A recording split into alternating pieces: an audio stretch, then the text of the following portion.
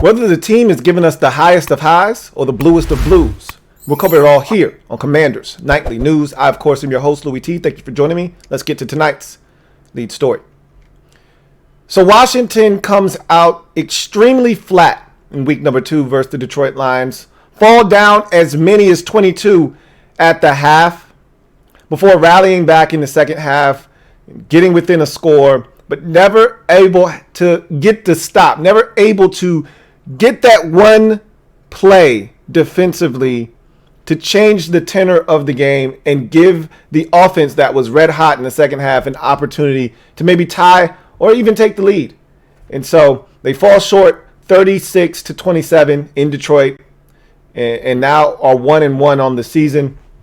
Really disappointing when you think about all the things that were at stake in this game. As I mentioned, you talk about changing the narrative. You know, this wasn't going to change the narrative itself, winning this game, but it was going to take a huge step in the direction of changing the narrative. This is the shit that we normally do. I always talk about how do we handle success? The success of week 1. Everyone's happy and excited about what transpired. How are we going to follow that up? And this is usually what happens. We come out, fall flat on our face in the first half of a game, embarrass ourselves in all 3 phases, and are down 22-0 to the Detroit Lions on the road. It's again, one of the most embarrassing first halves I've ever seen as a fan. And I've seen quite a bit of them. Again, you have to take the expectations into consideration. I'm not talking about, there were other games where we were down by much more. Okay. I've talked about other games, the Giants game in 2018, Jay Gruden, that should have been his last year, but it wasn't.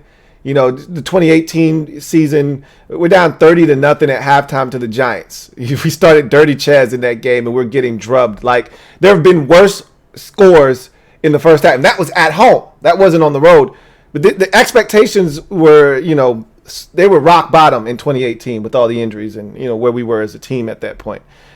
That wasn't the case in this game. So it was really disappointing to see how we came out in the first half, extremely flat, lethargic, no energy, didn't match the intensity that the Lions brought to the table, gave up big plays, couldn't keep them out of the end zone. After a while, the offense provided no help for the defense, left them to fend for themselves in the first half of the game. And then when the offense finally got rolling, the defense returned the favor and didn't provide the offense with the necessary help it needed to try to complete a historic comeback for this football team. It probably would have been one of the biggest comebacks that we've had, especially on the road, deficit-wise.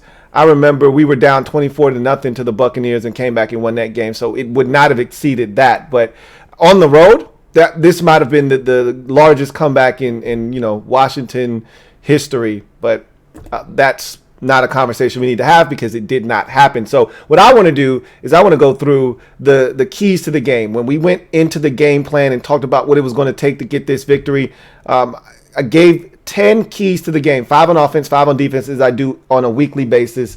And I said anything north of 6 or above is good enough to get you a win. We clearly fell short of that this week, and it's not a secret why we lost. Let's get into the keys to the game. We start with the offense because, to me, that's going to be what drives this team this season is the offense. So I always like to start with that unit. Washington's offense versus the Lions' defense. And the first key was attack early, often, and relentlessly. Clearly, that did not take place. It did not transpire, especially in the first half. We did not attack early. That was the thing that got us beat in this football game. We did not attack often until the second half, and we were definitely not relentless in our pursuit of this victory. And so that was something that the offense had to do because I didn't trust the defense. So I needed the offense to come out guns a-blazing, set the tone, and make the Lions have to keep pace. We didn't do that in this game, and it cost us. So no points there for attack early, often, and relentlessly. If we could just put 4 quarters of football together, we would be dangerous on the offensive side, but we've yet to do that. 2 quarters apiece in each of the first 2 games, 28 and 27 respectively. If we could just put 4 quarters together, I'd love to see what the point total would be for this team in a game. But we got to get there, you know, 1 game at a time, 1 quarter at a time, 1 play at a time. We'll see if we can finally get there, maybe starting in week 3 versus the Philadelphia Eagles. Spread the wealth was the next key to the game. Didn't think the Lions had enough defensive weapons to cover all of the offensive options that we could put on the field. I was right. when they finally did protect Carson Wentz. That's something we'll get to here in a second. But spread the wealth was something that they did in this game. They targeted 10 guys. 9 of them touched the football.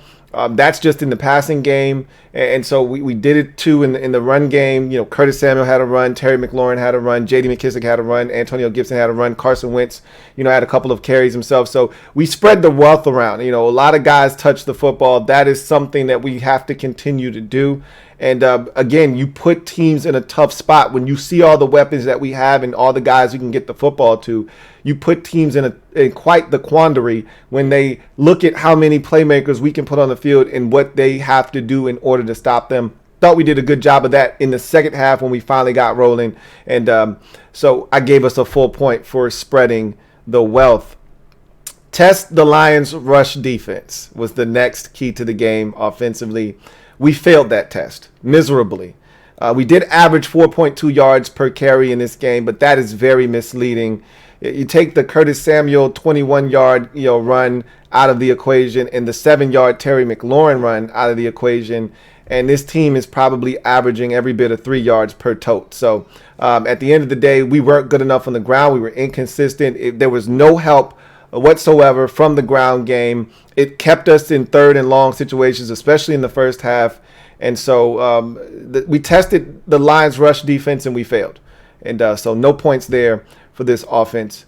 Again, protect Wentz and the ball at all costs. That was a big one. That was probably the biggest key that I told you about on Friday heading into the game, because I said the only way the Lions can stop us from scoring is if they get to Carson Wentz. They can't stop us because we have too many weapons, and they don't have the players to stop the weapons that we can put on the field. And you saw that in the second half. The problem was they did get to Carson Wentz in the first half. They hit Carson Wentz 11 times in this game. They sacked him 5 times in this game. Aiden Hutchinson had 3 of those sacks. Harris had not Harris. The other Chris, I can't remember his name. The other edge rusher, I think his name is Harris. On the opposite side, he had the sack, forced fumble, and safety. We couldn't protect in the first half to save our lives, and it absolutely doomed us in this football game. It was part of the reason why we couldn't sustain any offense, because we could not protect Carson Wentz in this game, and the Lions got after him and stagnated our offense. So absolutely 0 points there. And then again, protect the ball at all costs. So you had the safety, which is a turnover. You had the Carson Wentz interception over the middle of the football field, which is another turnover, and we didn't generate any turnovers. We'll talk about that here in a second, but we didn't do the things that we needed to do to put ourselves in a position to win. We didn't protect Carson Wentz. We didn't protect the football. That's a losing recipe, and that's why we're now 1-1 instead of 2-0. So no points there, obviously. And then finally, get points. Dominate in the red zone. I gave us a full point for this because, again, for the second week in a row, we were perfect in the red zone. Last week, we were 2 of 2. This week, we were 3 of 3. When we had the football in the second half, we couldn't be stopped. We stopped ourselves on one possession with the interception. But outside of that, of course, the final possession of the game, when the game was no longer in the balance, they got to stop there. But at the end of the day, when we were rolling offensively, we couldn't be stopped. We didn't punt a single time in the second half of this football game, and it's because of our effectiveness offensively. We got points. For the second week in a row to start this season off, we did not attempt a single field goal, because when we got within striking distance of the end zone, we punched the football in. So again, this offense continues to show the ability to get the football into the end zone, not settling for field goal attempts.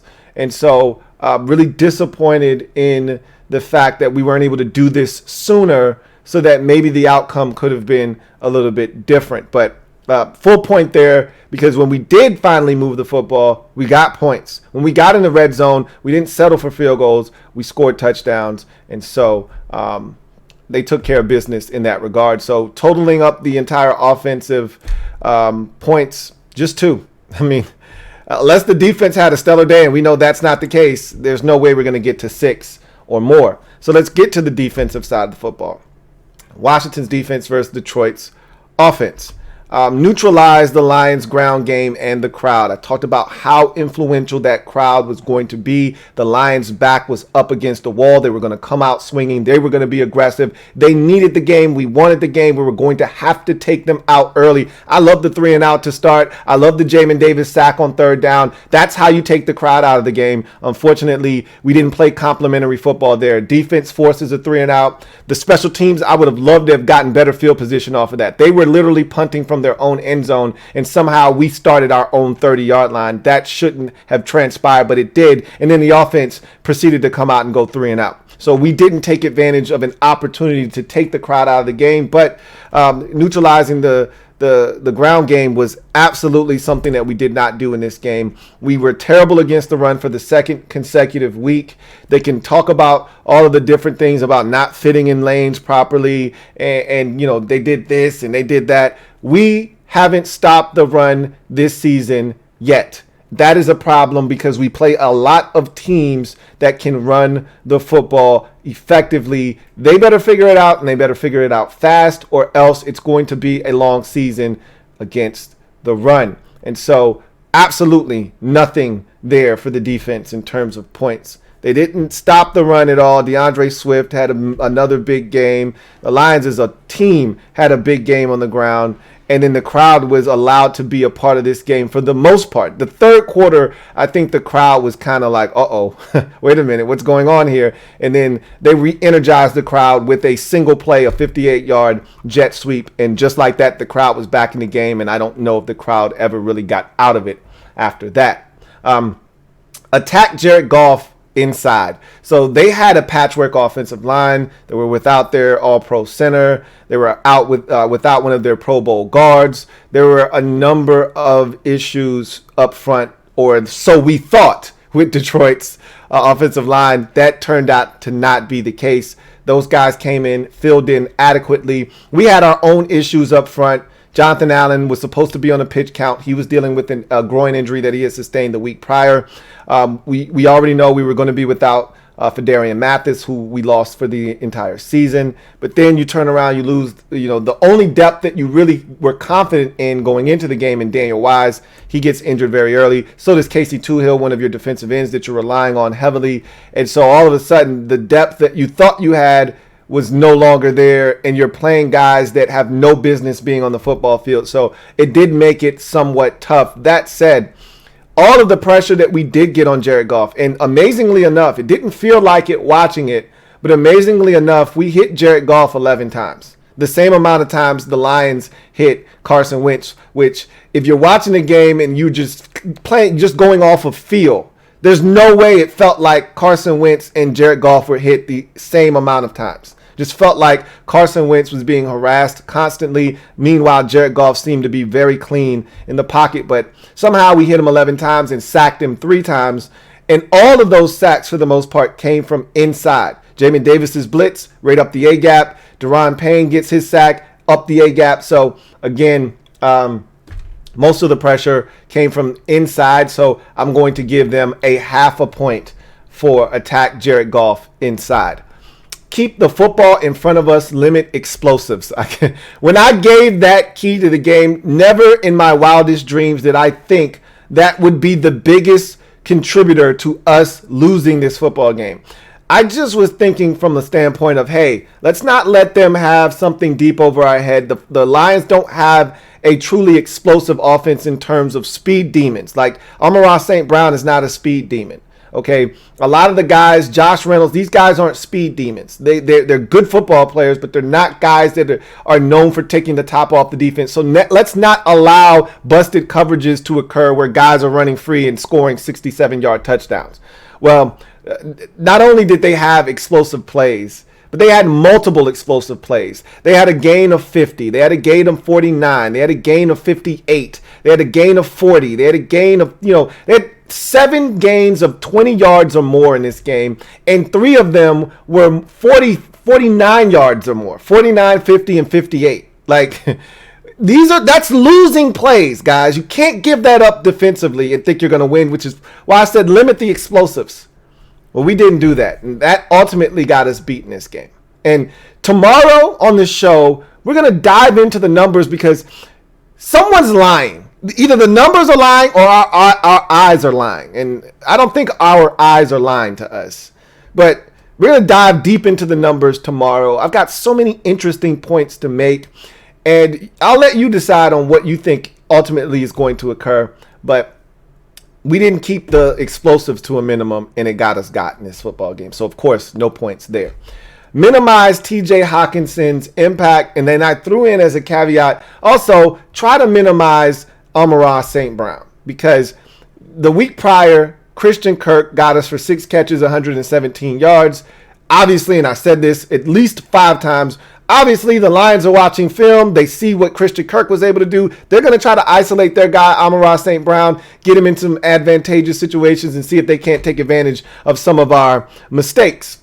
That's exactly what they did, to the point where after the game, Amon-Ra St. Brown said, hey, we were pretty comfortable knowing that they couldn't cover us in certain situations. They struggle with bunch formations. Well, him just saying that and feeling comfortable enough to say that after the game lets me know that there is a problem there.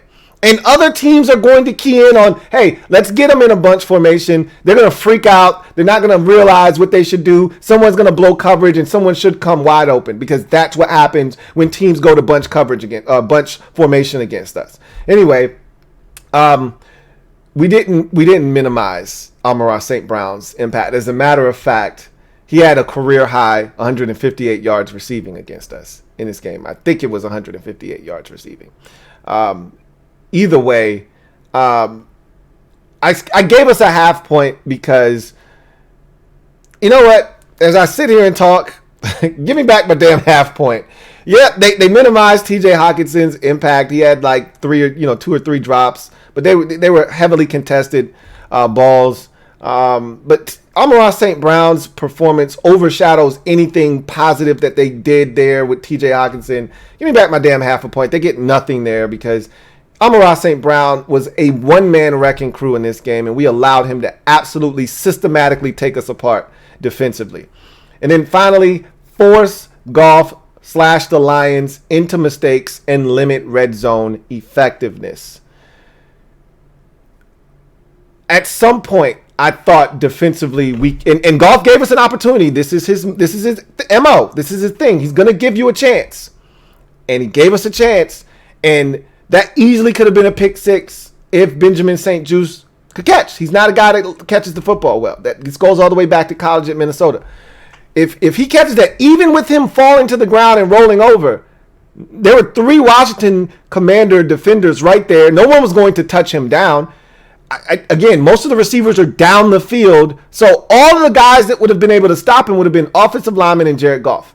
I don't know if he outruns those guys. I don't know how that would have ended, but he would have picked up some positive yards, and we would have been in great field position to really change the tenor of the game. Instead, he drops it, and it's just another incompletion, and he didn't change the momentum of the game. So we never forced Goff or the Lions into a mistake. We never forced a fumble. We never forced an interception. We didn't block a punt. We didn't do anything to switch the game and change the momentum of the way things were going in the football game.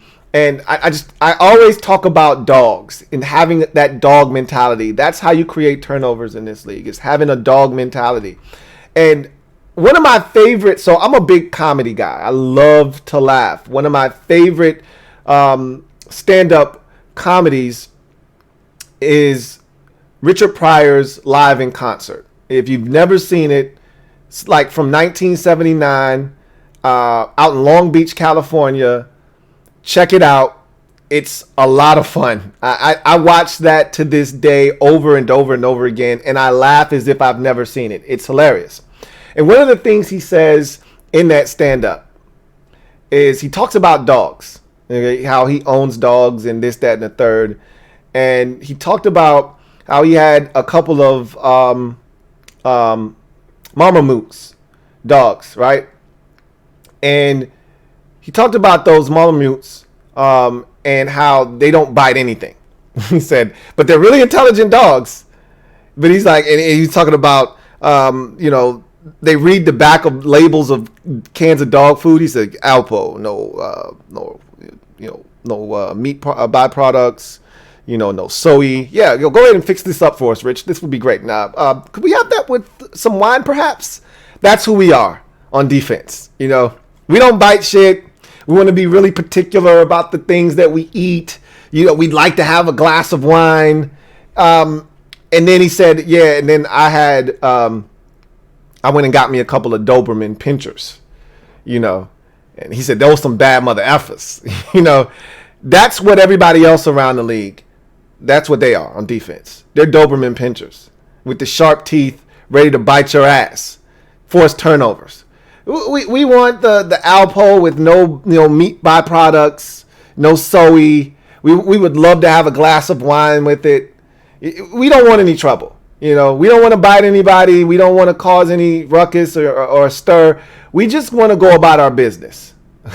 I'm watching the Arizona Cardinals game, and I said this last night on the Overtime show. I'm watching the Arizona. As soon as I got off the stream with you guys for the post game show, the only game that was still on because it was in overtime was Raiders and Cardinals, and they were in overtime, and the Raiders were driving to go into field goal range to win the football game, and their linebacker, Zaven Collins, gets beat on a route over the middle of the football field. He doesn't pout. He doesn't give up on the play. He dives to try to knock the ball down. He misses, and Hunter Renfrow catches it and goes up the field. Zaven Collins, in one motion, as he dives, misses, rolls over, gets up, gets back into play, and comes from behind, not with let me grab his legs and get him down, which is what we would have done. He comes with a violent tomahawk chop. Boom, down on the arm looking to get the ball out. And the ball squirts out. Now, the Raiders ultimately recovered, but that's the kind of play that dogs make. They go after the rock. They don't go after his legs and try to get him down on the ground after a gain of 22. Nah, I want to see if I can pop this bitch out. That's the thing that we're missing. That's the element that we're missing. And you could say, well, that's coaching, Louie. Getting the ball out, that's a dog mentality. Either you have it or you don't. You can teach that.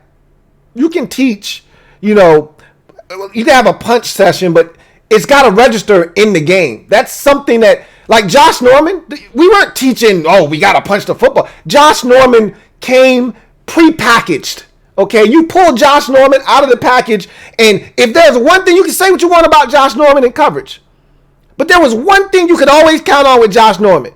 If he got an opportunity, he was going to peanut punch that bad boy out of there. Okay, he was always looking for it. You look at Darius Leonard, or now he wants to be called Shaquille Leonard. You look at Shaq Leonard in Indianapolis. He ain't looking for the tackle.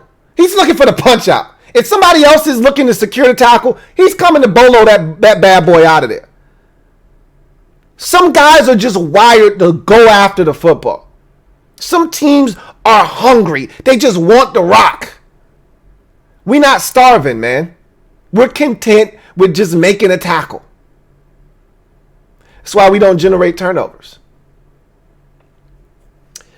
Anyway, we didn't generate any turnovers yesterday. What's new? Okay, I mean I'm becoming accustomed to that with this team. We don't get turnovers. When we do, they seem lucky. Oh, the ball got batted in the air, and one of our guys just happened to be in the general vicinity.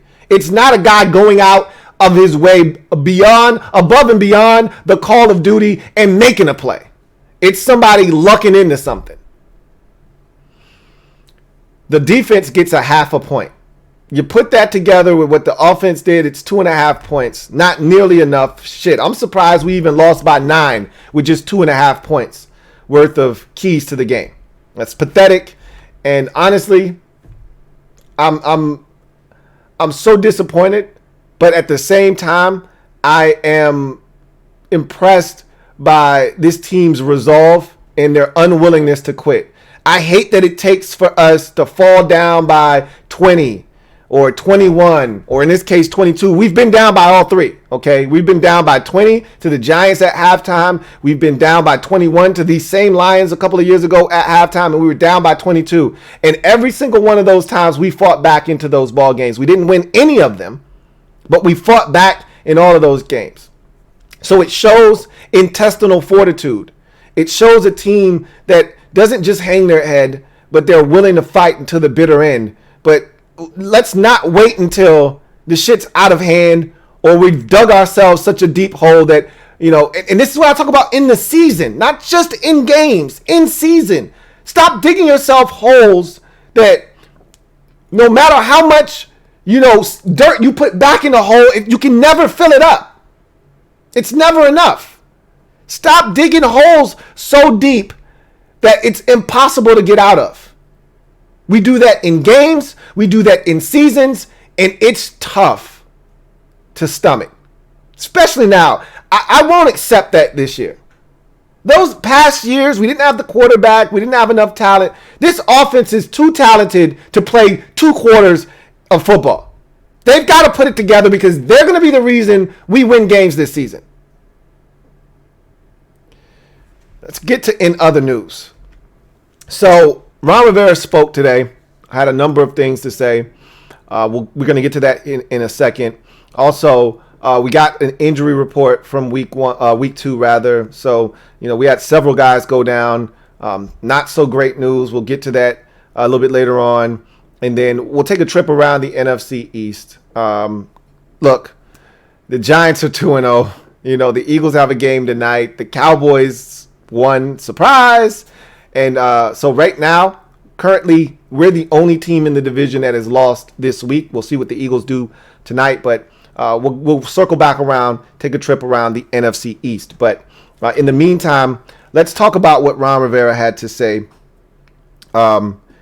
after the loss in the game to the Detroit Lions. So Ron talked about the big plays, the explosives. And he said that the explosives were really the root cause of the loss.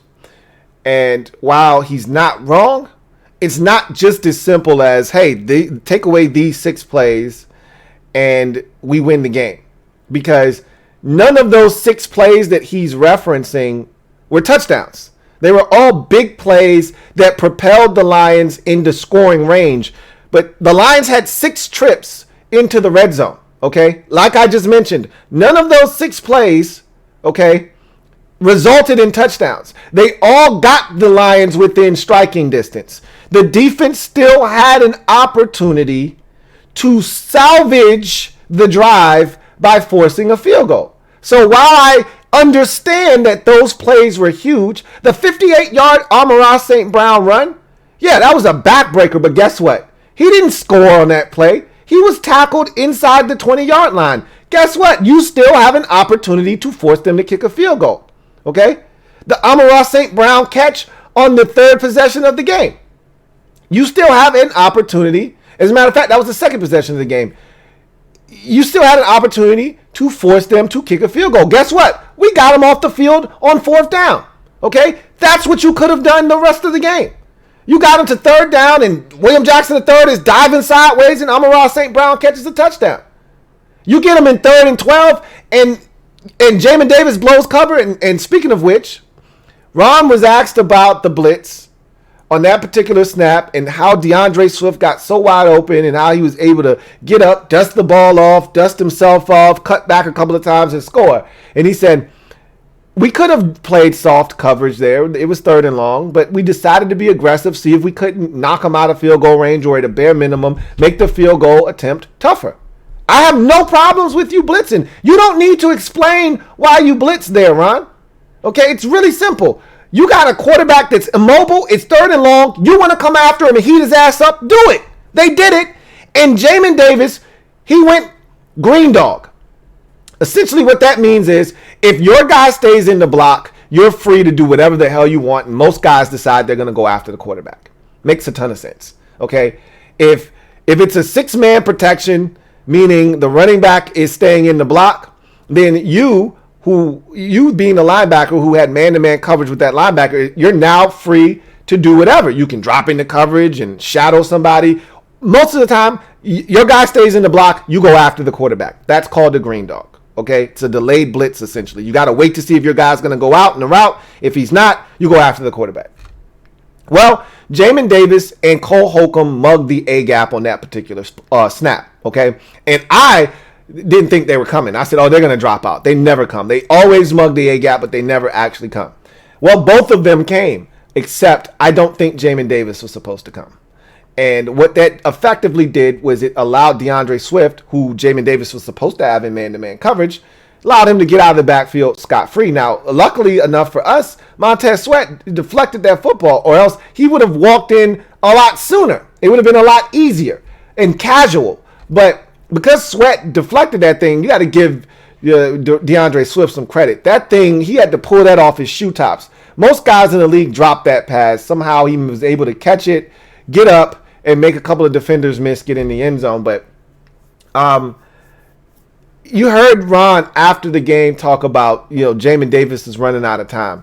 It's because they're frustrated with him doing things like that. He did the same thing last week against the Jacksonville Jaguars. He did the same thing against the Kansas City Chiefs in the preseason game where he just blitzed, left his guy unabated on a third down, and they picked up the first down. And I remember saying in that preseason game, what is Jamin Davis doing? Is he supposed to blitz there because nobody took the running back? Well, he did the exact same thing on this play and it got for a touchdown. And so they're getting tired of telling him the same thing over and over again. That's what it sounds like to me. Now, Ron, today, kind of doubled back and cleaned that statement up because he was asked to elaborate on Jamin Davis, quote unquote, running out of time. And he said, look, he just has to continue to grow and develop as a linebacker. But they're frustrated with him. They're sick of one of the things football coaches can't stand. And I've talked to you about this all the time, especially around draft time when we talk about the combine and things of that nature. They don't want to tell you the same thing over and over again. They want to give you instructions once, and they want to see what guys can adhere to those instructions and not make the same mistakes twice. You're going to make mistakes. We're human, right?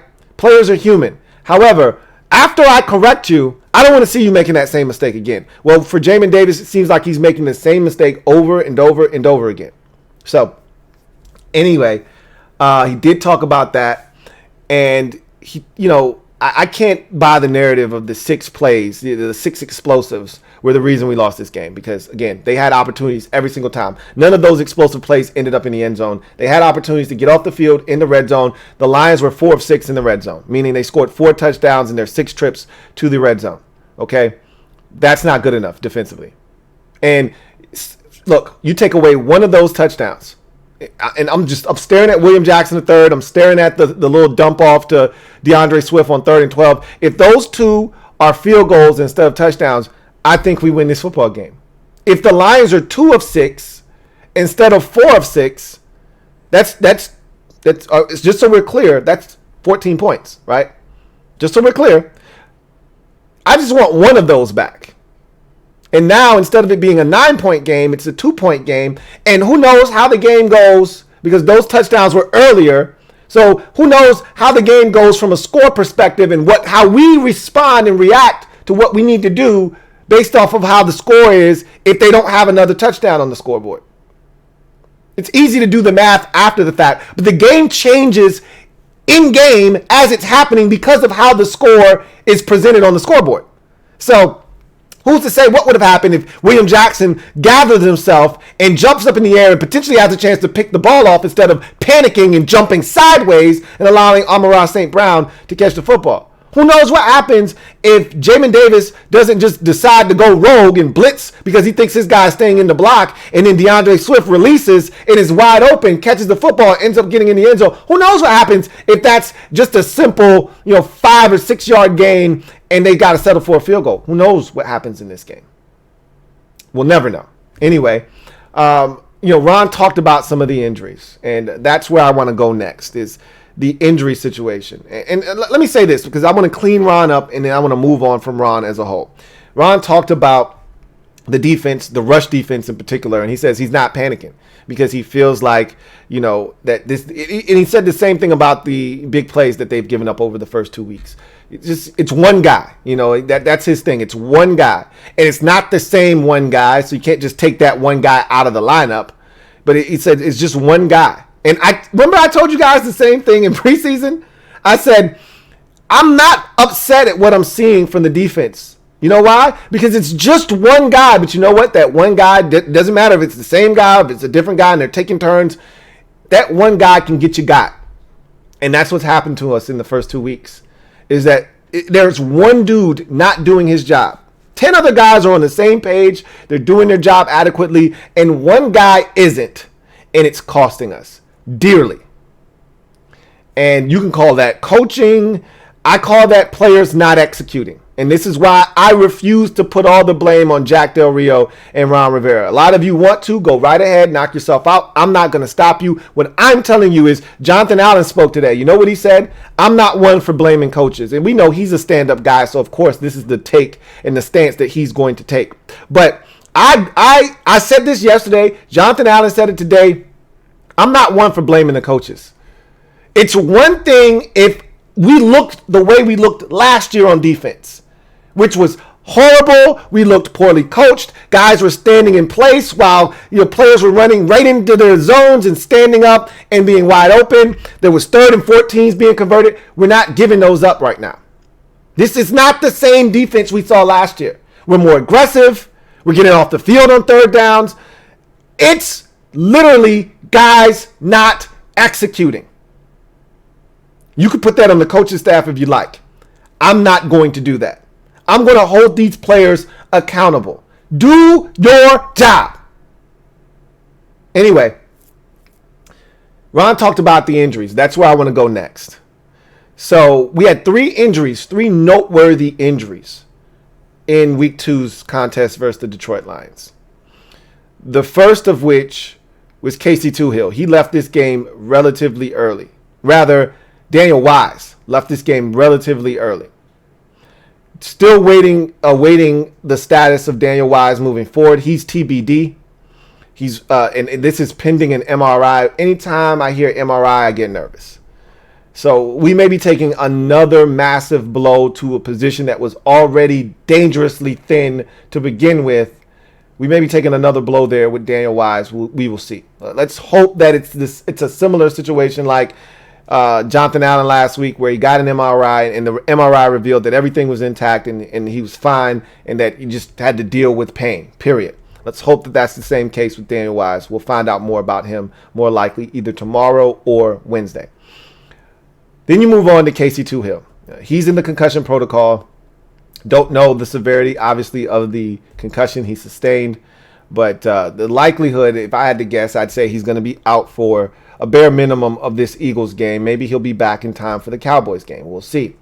In the meantime, I guess Shaka Toney's going to have to step up. Maybe William Bradley King will be brought up off the practice squad. But that you lose explosiveness with Casey Toohill if you replace him with William Bradley King. You lose explosiveness. You may gain a little physicality in the run game, but you lose explosiveness off the edge.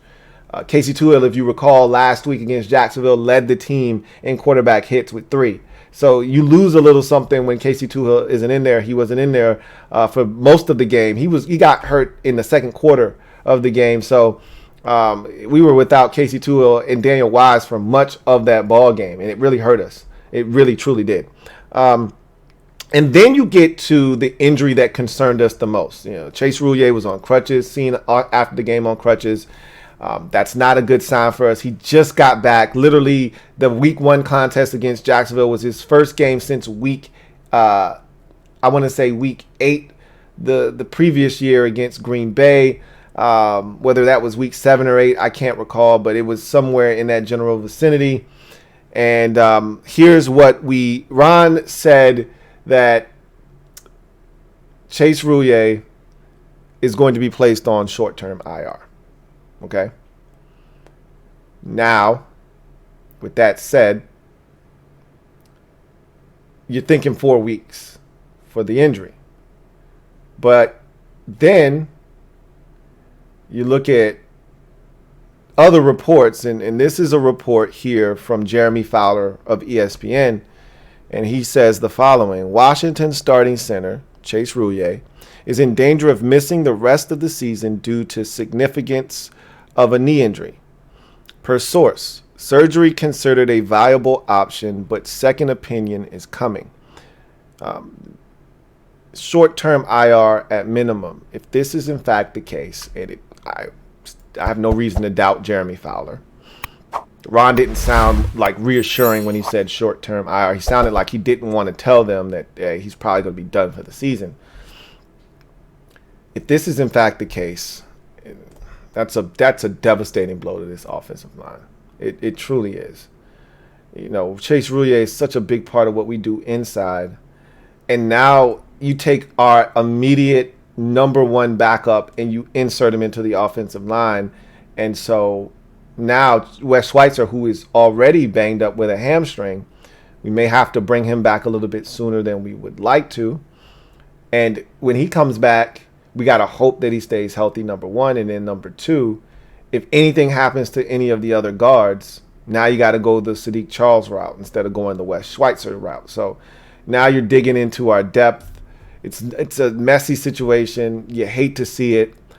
It's our second, more likely than not, none of this has been confirmed quite yet, but it seems like it's trending in that direction. This will be our second season-ending injury in as many weeks. So if this trend continues, we'll lose a guy every week. We can't have that continue to happen. Okay? So that's devastating right now. And losing Chase Roullier potentially for the remainder of the season could be devastating. But we will see.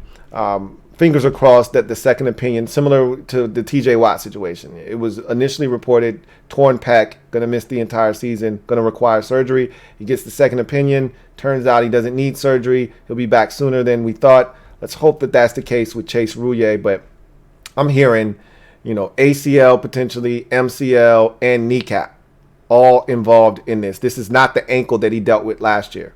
This is a totally separate injury. And so, damn it, man. Damn it. Let's take a trip around the NFC East real quick. So, as of right now, every team in the division has a win under their belt. Washington is 1-1. Dallas is now 1-1 after they got a 20-17 victory over the Cincinnati Bengals. They kicked a walk-off field goal. Cooper Rush is now 2-0 as a starter in this league. And the Cincinnati Bengals are now 0-2. And I'm so disappointed in them. They had one job to do, and that was beat a Dallas Cowboys team that was undermanned at the receiver position and at quarterback, and they couldn't even get that done. I haven't watched the game yet, but apparently Michael Parsons was a man possessed. No surprise there if that was the case. The guy is an animal. I'd venture to say right now in his young NFL career, he's the best pound-for-pound player in the NFC East right now, and I don't even know if that's up for debate. So the Cowboys get on the board in the left-hand column. The Giants outlast the Carolina Panthers 19-16. Saw a good chunk of this game before DirecTV decided to start tripping. But they had a chance to really blow Carolina out. They started off that game like gangbusters. On the opening kickoff, they forced a fumble. They had to settle for a field goal. The next possession, if I'm not mistaken, they forced another fumble, settled for another field goal. And they had great field position on both of these turnovers that they caused. Causing a turnover, what a novel concept. Man, that's got to be nice. But they get the win 19-16. They're now 2-0 and currently leading the NFC East. Who would have thought that the Giants at any point this season would lead the division? But there they are at the very top of this division, pending the Eagles' outcome, of course, on Monday night. And that's where we're going to end this NFC East trip. Is the Eagles are hosting the Minnesota Vikings on Monday Night Football. There will be two games tonight on Monday night. First, Titans at Bills. That'll be around 7:15.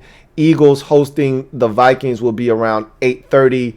And so we'll see what the Eagles do to close out week number 2. If they get the win, they will catapult themselves to the top of this division, and they will come into Washington to FedEx next week, riding a 2-0 record and looking to stay unbeaten on the season. If they fall to the Vikings, the Giants will have sole possession of first place, and the remaining 3 teams in the division will all be knotted at 1-1, and we will be essentially playing them for the right to get a chance to have a winning record, number one, and maybe if the Giants are knocked off in week 3, have a share of first place. So we'll see what that game will mean. We'll talk a little bit about that tomorrow on the show, among other topics. But in any event, that's going to do it for me, your man Louie T, here on Commanders Nightly News. I'm not going to lie to you. I was really disappointed yesterday. I feel better about it today. I can't wait. The film is going to be released tonight, and I'll have a long, hard look at that. For those of you on Patreon, We're going to go through that thing with a fine-tooth comb to really see what the hell is going on. And if you're not a part of Patreon, this is a great time to become a part of it. What we'll also do tomorrow on the show is we will start to give away the tickets for that Eagles home game. So if you're a member of the MOBB, you know what time it is. We'll talk about that tomorrow. So make sure you tune in to tomorrow's show. We will give those things away live on the show Wednesday night when we go for Commanders Nightly News live. So keep your eyes peeled for that on tomorrow's show. But in any event, that's going to do it for me, your man Louie T. Until next time, you guys have a good one. Take care. Here comes the diesel. Here comes the diesel. There's the snap, hand to Riggins. Good hole. He's got the first down to the 40. He's gone. The 35, the 30, the 20.